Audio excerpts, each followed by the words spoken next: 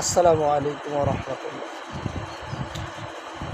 আলেমদের গুরুত্ব বুঝাইতে গিয়ে সরকারে দো আলম নবী মুহাম্মদুর রাসূলুল্লাহ সাল্লাল্লাহু আলাইহি ওয়াসাল্লাম বলেছেন, হারকে বদিদানে আলেম রফত। যে ব্যক্তি কোনো আলেমের সাথে দেখা করতে গেল, বদিদানে মান আমদা, সেজন্য আমার সাথে দেখা করতে আসলো।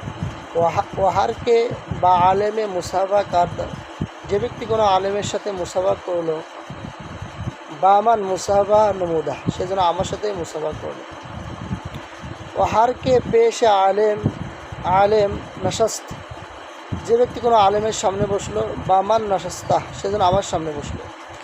ওয়াহারকে দর দুনিয়া বা মান নশানিদ, যে ব্যক্তি দুনিয়াতে আমার সামনে বসলো। খোদায়ে তাআলা উরা রুজ কিয়ামত বা মান দরবেশত বনশানদ, আল্লাহ রব্বুল আলামিন রোজ কিয়ামতের দিন তাহাকে আমার সাথে বেহেশতে বসাবেন। আল্লাহ রব্বুল আলামিন আমাদেরকে উক্ত হাদিসের উপর আমল করার মতো তৌফিক দান করুন।